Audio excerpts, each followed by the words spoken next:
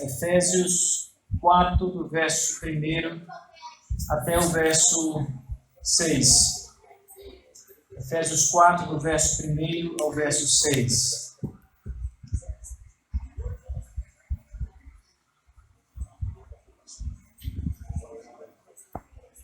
Como prisioneiro do Senhor, rogo-lhes que vivam de maneira digna da vocação que receberam. Sejam completamente humildes e dóceis, e sejam pacientes, suportando uns aos outros com amor.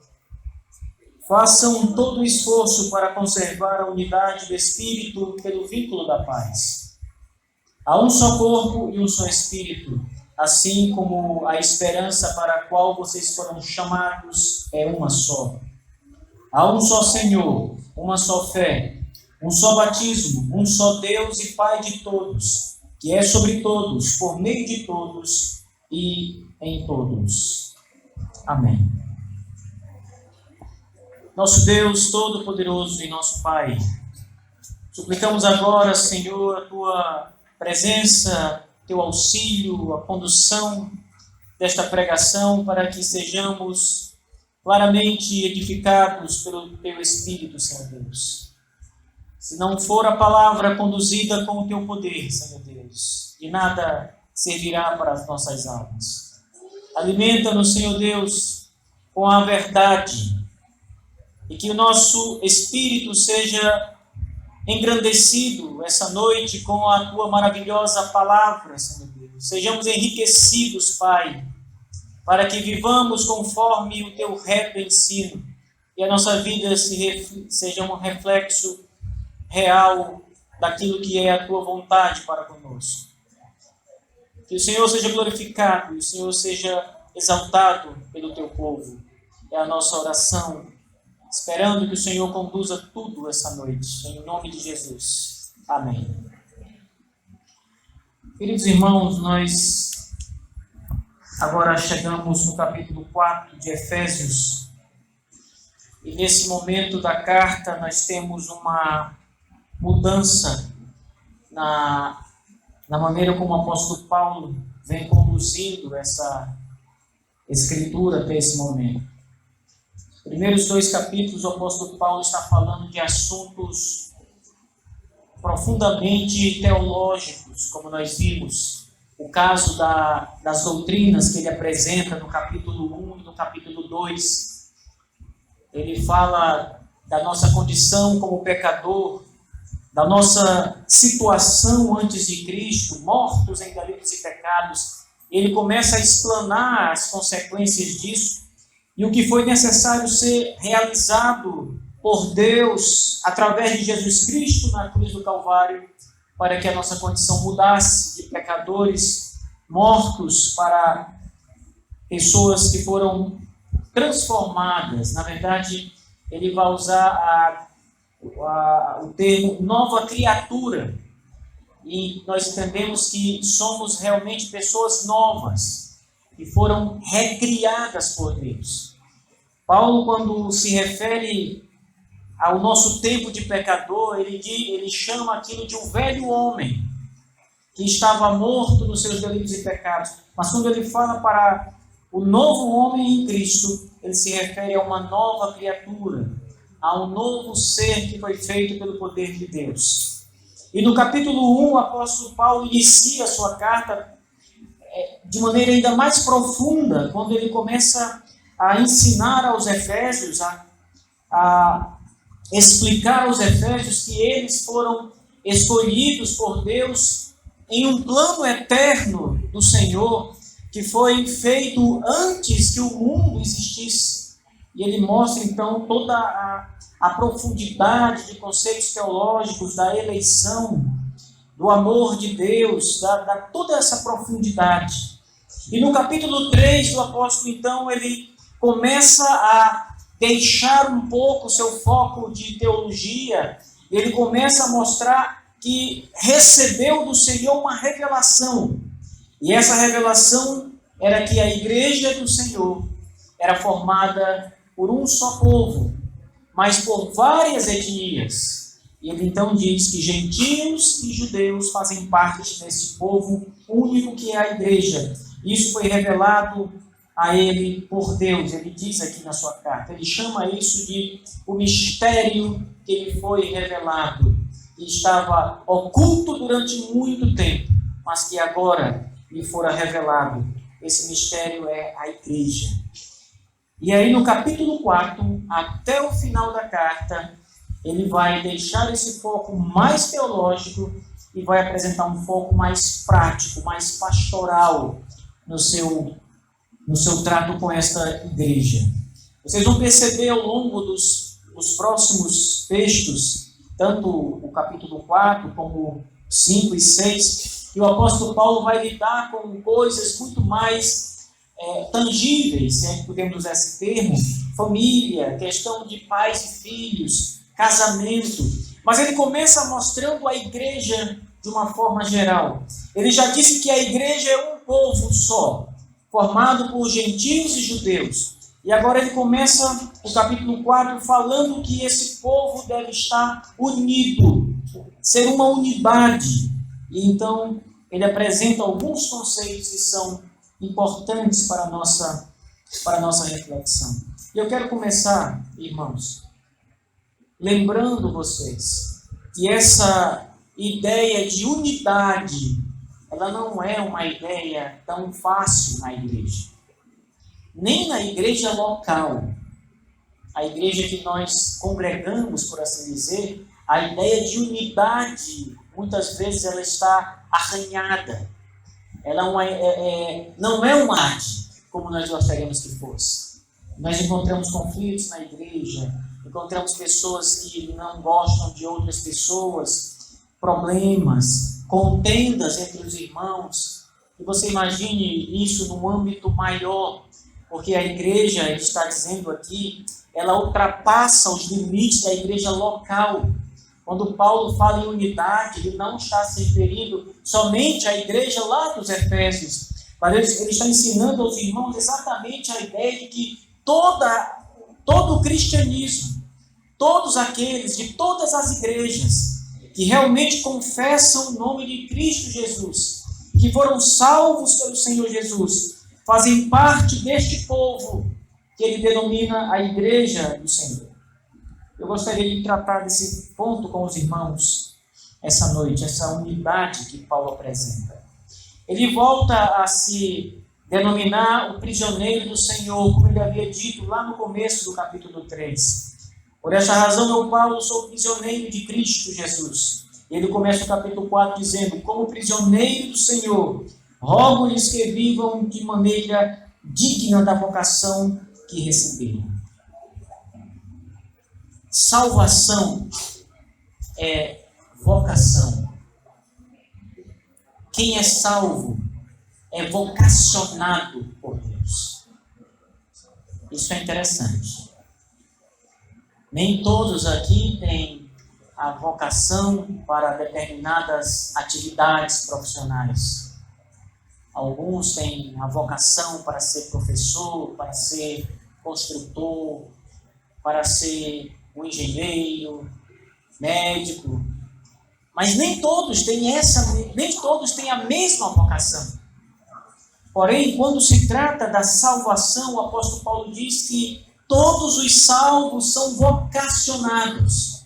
Eles são vocacionados de maneira igual, isto é, todos são chamados para ser santos, todos são chamados para ser irrepreensíveis na presença do Senhor. E é isso que o apóstolo Paulo está chamando a atenção desses irmãos. Ele começa o capítulo 4 exatamente exortando os irmãos, lembrando-lhes, ele roga, ou seja, ele faz um pedido muito forte para que os irmãos vivam da maneira digna da vocação para que foram chamados. Portanto, irmãos, antes de falarmos sobre a unidade da igreja, porque ele vai já entrar nesse assunto, é importante lembrar que esta igreja tem uma vocação, que estes irmãos e irmãs que congregam e que são crentes em Cristo, precisam viver conforme a vocação que o Senhor lhes deu, lhes designou. Perceba que Paulo ele usa a expressão viva de maneira digna. Ora, o contexto, irmãos, desta carta aos Efésios e até mesmo o contexto histórico, a cultura que aqueles irmãos viviam e os gentios que estavam ali ao redor daquele povo não viviam e não tinham costumes morais que eram apreciáveis. Nós estamos diante de um povo que vivia uma cultura da imoralidade. Uma cultura que ninguém gostaria de conviver. E Paulo, quando chama a atenção desses irmãos, sabendo que eles saíram daquele meio, daquela cultura, lembra-lhes que eles são vocacionados por Deus. E por isso precisam viver dignamente, conforme essa vocação que Deus lhes deu. E esse é um ponto interessante. Quando o Senhor Deus nos chama, irmãos, nos salva, Ele espera que todos que foram chamados vivam dessa maneira prudente. Não mais segundo o padrão que viviam no passado. Não mais obedecendo aos ditames da sua própria natureza pecaminosa, mas lutando noite e dia contra isso. Em Colossenses, o mesmo Paulo vai dizer que nós temos que fazer morrer a natureza carnal ou a natureza pecaminosa, significando que devemos estar sempre diuturnamente lutando contra a nossa própria carne ou a nossa própria natureza pecaminosa. Se nós nos entregarmos às paixões e ao mundo e ao curso desse mundo, nós não vamos viver a nossa vocação dignamente, como o apóstolo Paulo aqui orienta os irmãos. Essas colocações do apóstolo Paulo, elas estão todas no imperativo. Então, espera-se que vocês, ou a igreja, obedeça às ordens. O imperativo posto aqui. Viva de maneira digna. Ele está ordenando isso. A Escritura ordena a nossa vida neste patamar. E nós somos um povo que, segundo a Escritura, somos um povo santo. Somos um povo chamado propriedade do Senhor Deus. Somos um povo comprado com a justiça e o sangue do Cordeiro, irmãos. E é mais do que natural esperar que Paulo comece a sua carta, o seu novo ponto, chamando os irmãos a viver dignamente. Chamando os irmãos a se colocar no papel que eles precisam estar, conforme a vocação que Deus lhes deu. Se você não consegue viver de uma maneira santa, prudente, correta, se você não consegue pôr em prática a sua vocação, você pode ter a absoluta certeza que muitas coisas na sua vida estão fora do lugar, não estão certas e precisam ser mudadas, precisam ser revistas. Porque alguém que é chamado para ser santo, ele passa a ser santificado pelo Espírito. E espera-se que a sua vida apresente frutos diferentes, de justiça, de prudência, frutos de fé, e muitos, como ele vai agora mesmo citar. Ele, no verso 2, o apóstolo Paulo começa a apresentar alguns desses pontos, irmãos. Ele diz: sejam completamente humildes e dóceis, sejam pacientes, suportem uns aos outros com amor. Essas 4 colocações aqui também são muito importantes e elas refletem o modo digno da vocação. O que Paulo espera é que estes irmãos vocacionados vivam apresentando esse fruto que ele cita aqui. Ou seja, alguém que Deus chamou e vocacionou, e agora é a igreja de Cristo, é membro do corpo de Cristo, precisa apresentar esse fruto na sua vida. Humildade, irmãos. é o primeiro. Ele adianta dizendo, sejam dóceis. Ser dócil é a mesma coisa que ser manso. Alguém que está sempre preparado para ouvir, mesmo que sejam desaforos ou desagrados, ele está pronto para ouvir. É alguém que se controla. É aquele homem valente, forte, mas que domina a sua força. Ele pode ser um colosso, ele pode ser um gigante, pode ser um halterofilista, mas ele domina a própria força que ele tem. É como aquele homem bem forte, e quando vai tocar na sua esposa, ele toca com os dedos e faz carinho nela com os seus dedos para não machucá-la, porque ele sabe controlar o poder que ele tem, a força que ele tem. Espera-se que todos os cristãos, irmãos, tenham essa doçura ou essa mansidão que é fruto do Espírito Santo. Assim como a humildade, que é o primeiro ponto que Paulo fala, nada de pessoas arrogantes, orgulhosas, mas humildes. Perceba que as colocações que Paulo começa a apresentar, elas são colocações para todo o corpo de Cristo, para toda a igreja, mas são colocações de análises, onde cada um precisa observar a sua própria vida e praticar esse novo modo de viver, que é a vocação de maneira digna, apresentando os frutos do Espírito, conforme Paulo aqui os coloca, irmãos. Humildade, mansidão, paciência, suportando uns aos outros em amor. Vamos primeiro falar um pouco sobre paciência também, porque nós vivemos num tempo da impaciência. Não sei se os dias de Paulo as pessoas eram tão impacientes como as pessoas do nosso tempo, irmãos. Mas é fato notório que hoje as pessoas não têm mais paciência para nada. Parece que está todo mundo assim, no nível máximo, né? A ponto de estourar. Nós cristãos, todo mundo anda no limite. Se apertar muito, explode. Você responde, você é grosso, você não tem mais calma. E veja o que Paulo cobra: paciência. Todos esses frutos que Paulo apresenta, frutos do Espírito, são os frutos que o Senhor Jesus Cristo apresentou quando esteve aqui conosco. Todos eles. Nós podemos ver todos eles, um após o outro. Estavam em Cristo Jesus. Ele foi humilde, porque a Escritura diz que ele a si mesmo sendo o Rei eterno, a si mesmo se humilhou, assumindo a forma de servo, o Rei que assume a posição de servo. E o texto diz: ele deu a vida por nós. Ele foi humilde.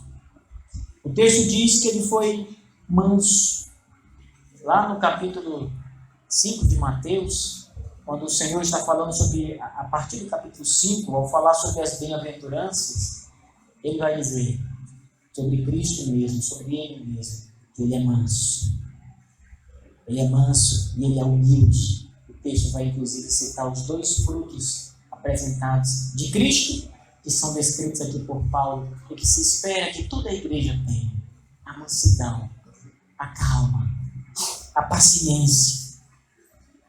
Quando Cristo estava caminhando no Calvário, no seu Calvário, todos os momentos, e as pessoas fizeram tudo o que fizeram com ele, como nós já vimos aqui, mas ele foi paciente. O texto diz que o tempo todo ele foi longânimo. Esse é um próprio atributo de Deus, a longanimidade. Paciência é longanimidade. E o fruto que Paulo diz que a igreja tem que apresentar são frutos que o próprio Deus tem, de maneira plena. O próprio Deus é longânimo, tardio em irar-se, diz o Cristo. Imagine Meus queridos irmãos, se Deus não fosse longânimo, se Deus não fosse tardio em ficar irado, o que seria de nós? O que seria de mim? O que seria de vocês? Diante de qualquer pecado nosso, Deus não tivesse paciência nenhuma e nos aniquilasse logo ali, nos condenasse logo, de uma vez por todas. Mas Ele é paciente. Deus é longânimo. E é tão belo ver essa passagem apresentada por Paulo, porque ele demonstra aqui os atributos de Deus e mostra que esses atributos, em certa medida, são o fruto do Espírito Santo em nós. Ou seja, nós somos chamados a viver como Deus, a nos comportar como Deus, a termos as emoções que Deus tem, que foram refletidas no Pai, no Filho e no Espírito Santo. E a igreja tem que refletir esse fruto tão grande que mostra a nossa vocação. Viver conforme estes frutos apresentados aqui, um após o outro. Ele termina essa sequência falando sobre o amor. Ele diz, suportando uns aos outros com amor. Tem um destaque especial para essa palavra. Suportar. Não é fácil, irmãos, conviver com pessoas.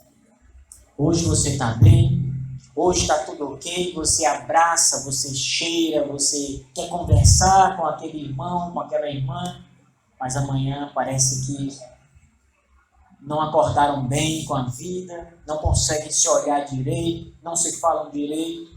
É como aquelas imagens de desenho animado, parece que fica sendo faísca, né? Vai dar choque eles se chegar mais perto. Ontem estava uma maravilha. Semana passada estava uma maravilha. Essa semana estão ali os dois amigos bicudos, não conseguem se aproximar. Isso é previsível pela natureza humana. Mesmo sendo crentes, nós ainda somos pecadores. Nós ainda temos variados defeitos, irmãos. E um desses defeitos, é esse aqui. Nós amanhecemos assim, virados de um dia para o outro, sem querer se aproximar de alguém, acordou com raiva do mundo, com raiva das pessoas. Mas sabe o que o apóstolo Paulo diz? Nós devemos suportar uns aos outros. Samuel depois vai investigar essa palavra no grego, desse texto aí, suportar, um estudo sobre ela, para vocês entenderem o que Paulo está dizendo quando ele coloca essa palavra aqui. Né? Vocês já viram algum irmão dizer assim para o outro, olha, eu não gosto de fulano não, eu suporto. Hã? Pois é, eu suporto fulano. Não é isso que Paulo está dizendo aqui. Não é esse tipo de suportar, de dizer assim, eu só falo com fulano porque é o jeito. Não é isso que Paulo está dizendo. Esse suportar que Paulo está falando aqui, é mesmo diante dos problemas e pecados e qualquer tipo de ofensa que aquele irmão produza contra você, você ser capaz de lhe perdoar e ainda conviver com ele. Você dá a volta por cima, é algo muito mais do que a mera convivência. É uma convivência depois do perdão, uma convivência aceitável, suportável. E o apóstolo Paulo, para deixar a questão ainda muito mais clara, ele diz, suporte em amor. Ou seja, não é suportar por suportar, mas suportar amando. Imagine isso. Como é que alguém vai dizer para o outro, dizendo nos seguintes termos, eu apenas suporto fulano, mas você suporta em amor? Quem suporta em amor é incapaz de dizer dessa forma. Suportar em amor, irmãos, é suportar ou aceitar os defeitos que alguém tem, as faltas que alguém comete, e ainda assim ser capaz de amar essa pessoa. A gente deveria andar sempre com um espelho na nossa frente assim. diante de textos como esse, a gente precisa se enxergar. Porque nós somos muito fáceis de enxergar o irmão. Pensar assim, o irmão tem que suportar fulano. Como se a gente não tem que nos suportar. Como se nós não tivéssemos os nossos próprios defeitos. E como se as pessoas não tivessem que nos suportar também. Você vê que Paulo começa as suas exortações práticas com coisas, apresentando o fruto do Espírito, mas ele apresenta questões que são difíceis de serem executáveis, se não estivermos dispostos a amar uns aos outros. O apóstolo João, nas suas cartas, especialmente nas suas cartas, ele falou muito sobre o amor ao próximo. E a tradição da igreja diz que o apóstolo João, quando já estava nos dias da morte, faltando meses para ele morrer, ele não conseguia mais pregar na igreja. Mas os anciãos de Éfeso levavam ele para o local da pregação. E alguém relatou lá nas tradições da igreja e diz que a única coisa que João dizia era: amai-vos uns aos outros. Amai-vos uns aos outros. A pregação de João consistia em suplicar que a igreja ame uns aos outros. Consistia no amor. O resumo dos 10 mandamentos que o Senhor Deus deu aos homens é amar a Deus e ao próximo. E o resumo dos 2 mandamentos é o amor. Amar. Amar a Deus e amar ao próximo. É o amor. E aqui o apóstolo Paulo conclui essa parte onde ele fala do viver conforme a vocação, mostrando que você só conseguirá ser humilde ou manso de coração, dócil, como nós vimos aqui, paciente, se você estiver disposto a amar o seu irmão, a suportar o seu irmão, ou seja, sabendo que ele tem esses seus defeitos, ainda assim desejar amá-lo. Desejar amá-lo a si mesmo. Casamento é uma coisa interessante, irmãos. Porque quando a gente namora, a gente não vê os defeitos. Todos os casamentos, viu? Não estou falando só do meu, não. Mas quando a gente namora, a gente só vê as maravilhas, né, William? Não vê o outro lado da moeda. Mas aí, quando você casa, o tempo vai passando, a mulher vai ficando chata, o homem vai apresentando uma chatice também que a mulher não suporta, né? Os costumes, os vícios vão aparecendo. Aí tem muito casamento que acaba. Não dura, porque existe uma estatística, e nessa estatística as pessoas respondem por que se separaram. E um dos pontos é que conflito de convivência.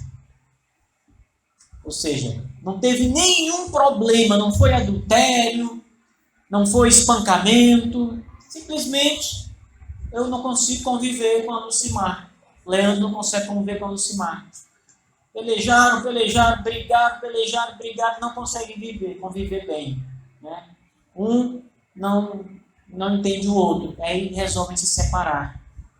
Eles não se suportaram, na linguagem de Paulo. Mas quando o casamento persiste, mesmo diante dessas adversidades, eles estão exercitando aquilo que Paulo está ensinando, suportando em amor. Eu tenho muitos defeitos. A minha mulher me suporta em amor. Como todo casal, todo cônjuge deve suportar o outro em amor. Ninguém é perfeito. Ninguém é perfeito. E é isso que Paulo está dizendo, irmãos. A igreja, ela precisa amar uns aos outros. Vocês precisam estar unidos em amor. Uma pergunta aqui é muito importante. Por quê? Que nós precisamos nos amar tanto, essa unidade tão forte que Paulo aqui nos ensina. Olha o que ele diz a partir de agora, no verso 3. Façam todo o esforço para conservar a unidade do Espírito pelo vínculo da paz. Vejam, a igreja, irmãos, que é o corpo de Cristo, ela é unida pelo Espírito Santo. E o que mantém essa igreja unida, isto é, o que mantém os irmãos unidos uns com os outros, no sentido visível, digamos assim, porque nós temos aqui uma esfera dupla, numa esfera maior, é Deus que une estes irmãos. E a igreja, sim, ela está unida para sempre. Mas numa esfera visível, o que une estes irmãos é o amor, é o exercício dos dons aqui colocados pelo apóstolo Paulo. É a paciência, a humildade, a mansidão. São essas coisas que unem os irmãos, que fazem com que os irmãos estejam unidos neste vínculo da paz, que é a unidade do Espírito Santo. A unidade do Espírito de Deus. E aí o apóstolo vai então desencadear uma parte final do seu texto, onde ele começa a falar só sobre os aspectos da unidade, a importância da unidade. Então ele diz, há um só corpo, há um só Espírito, assim como a esperança para a qual vocês foram chamados é uma só. Há um só batismo, um só Deus e Pai de todos, e que é sobre todos, por meio de todos e está em todos. Ele está falando aqui, todos aqui, não é no sentido universal. Não são todas as pessoas e não são também todas as coisas criadas, mas o todos aqui são todos os cristãos. Também não é só toda a igreja dos Efésios, mas é muito mais, é amplo. No nosso caso aqui, são todos cristãos do nosso tempo, do mundo inteiro. Veja, ele diz, verso 4, há um só corpo. Não há duas igrejas. Não há duas igrejas de Cristo no mundo. A igreja sempre é uma só. Pode ser aqui em Teresina, pode ser em Campo Maior, pode ser no Brasil, qualquer parte do Brasil ou do mundo. A igreja sempre é uma só. Deus não tem duas igrejas, irmãos. Deus não tem dois povos. Ele tem um povo. Uma igreja. Um só povo, como o texto diz aqui. Define de maneira muito clara. E há um só Espírito. Veja, o nosso texto aqui é trino. Paulo fala um só Espírito, um só Senhor, um só Deus e Pai. Ele está falando da Trindade, mostrando que há apenas um Espírito Santo, que habita apenas em uma só igreja, e que há nesta igreja um só Senhor, que é Jesus, e que há um só Deus e Pai que reina sobre toda esta igreja. É essa a argumentação de Paulo em favor da unidade. Como é que nós vamos conviver com um Deus trino, mas que ao mesmo tempo é uno, com uma igreja que é uma só e um povo que é dividido entre si? Esse texto é muito prático, irmãos. Ele levanta aspectos de muita praticidade.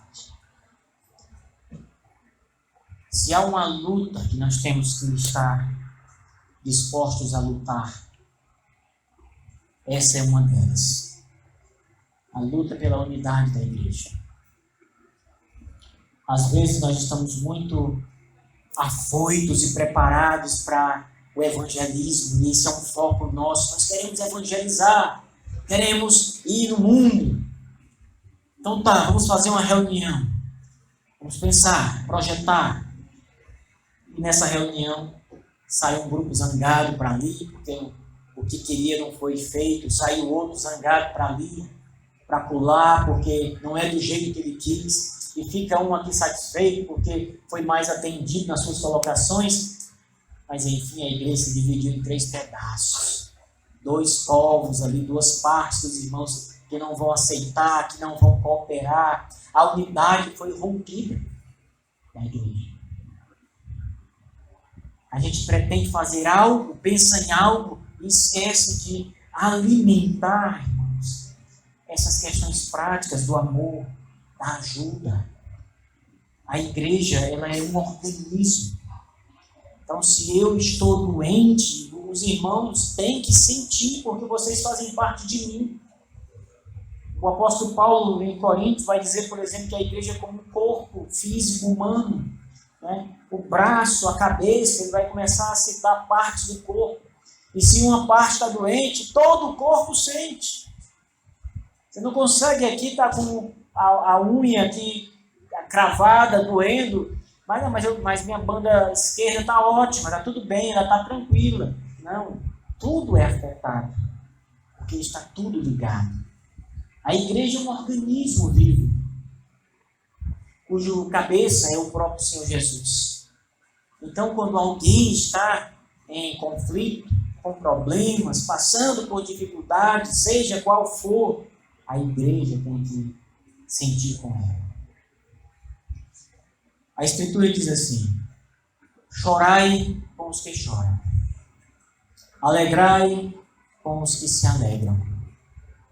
Unidade. A Escritura diz: tenham todos uma só fé. Unidade.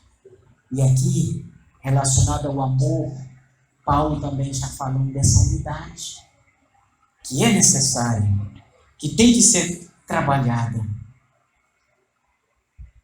E o que é mais importante, meus irmãos, ao meu ver, aqui, é que a nossa parte nesse trabalho, o nosso esforço nesse trabalho, é não deixar nenhum tipo de ranhura acontecer e não ser tratada. Se você notou algo, lembra que eu falei que amanhece um dia bom e outro dia você não está legal, aí você nota que o irmão está olhando torto para você, ou nem está olhando, não está falando com você direito, resolva. Rápido.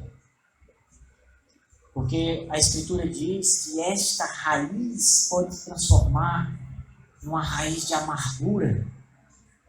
E essa raiz, ela vai se aprofundar na sua vida, ela vai crescer para baixo, ela vai dominar você, se isso não for tratado logo. Então, a qualquer indício, mesmo que do menor, vá lá e dê logo um abraço no seu irmão, na sua irmã, dê um cheiro nele, aperte ele, diga: eu te amo, meu irmão. Pode ser que ali acabe, né? E a coisa já mude de figura. Esse texto, irmãos, ele trata dessa preocupação pastoral de Paulo. A unidade da igreja. A igreja tem alguns aspectos importantes. Um deles é este, a unidade no amor. No texto seguinte, Paulo vai falar sobre a diversidade. Aí é onde cada um é diferente um do outro. Mas é só no próximo texto que nós vamos tratar sobre isso. Essa noite, irmãos, eu gostaria que a igreja pensasse sobre isso. E fizesse uma autorreflexão. Não só com os irmãos dessa igreja, mas com outros irmãos. Se é difícil nós tratarmos as coisas entre nós, imagine quando a coisa está fora do nosso convívio mais comum. Mas o que Paulo tem em mente é isso, é a coisa no seu sentido macro, maior, máximo. Eu saí de São Raimundo Nonato intrigado com o irmão, por exemplo. Ligue para ele, peça perdão. Você pode estar cheio de razão, mas um dos frutos aqui é a humildade. Irmão, se eu me equivoquei, se eu disse algo com você, se eu fiz algo que lhe ofendeu, eu quero aqui te pedir perdão. Então, examine na sua mente. Procure consertar as coisas que estão fora do lugar. Faça a sua reflexão. Procure viver conforme a vocação que Deus te chamou, dignamente, de modo correto. Quando nós não vivemos nesta vocação, irmãos, é de lá que vêm os escândalos, é de lá que vêm os maus testemunhos. É quando alguém de fora, por exemplo, sabe de algo da nossa vida, fulano não fala com fulano. E aí ele diz: olha, ele é crente em Jesus Cristo, Diz que é servo de Deus, serve a Jesus. Olha aí, não fala com as pessoas. É por isso que Paulo diz, olha, viver assim não é digno. Se você vive no meio de intriga, se você vive no meio de fúria, se você vive sem amar o seu próximo, se você é uma pessoa impaciente, zangada, como é que o Espírito de Deus, como é que a unidade do corpo vai existir? Como é que você pode dizer que vive a vocação dignamente? Eu preciso, como se diz no popular, colocar o pingo nos is e fazer a coisa como ela tem que ser feita. Outra coisa no popular que se diz, que eu quero dizer é o seguinte, é preciso ser muito macho para fazer isso, né? É preciso ser muito crente para fazer isso.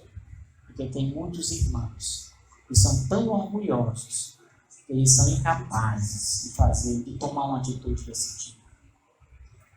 E isso só mostra que lhes falta o fruto necessário. Falta a humildade, sobra orgulho, mas falta humildade. Que Deus, na sua graça, irmãos, nos molde a semelhança do que esse texto pede, aliás, do que esse texto ordena. Que na graça do nosso Deus, a vida de cada um de nós seja transformada nesses padrões, para amarmos aos outros, suportando até os que dão mais trabalho, né, uns aos outros em amor, amando todos, amando a igreja. Vamos orar. Logo após a oração, nós vamos ter a ceia do Senhor. Nosso Pai, nós te damos, Senhor Deus, a honra, a glória e o louvor, Pai, pela tua palavra, pelo ensino desta noite, reconhecendo o Santo Deus, que nós precisamos ainda ser moldados pelo Senhor, para vivermos conforme esta vocação tão sublime. Ajuda-nos, Senhor Deus, na tua graça, e retire de nós toda a amargura do coração, toda a raiva, Senhor Deus, todo orgulho, toda impaciência, e que o fruto do Espírito Santo, que é atributo divino, esteja sobre nós, na medida mais plena que ele possa estar sobre os seres humanos, para a glória de Deus, para o louvor e a glória de Jesus Cristo, nosso Senhor.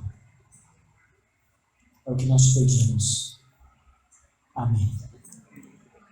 Irmãos e irmãs,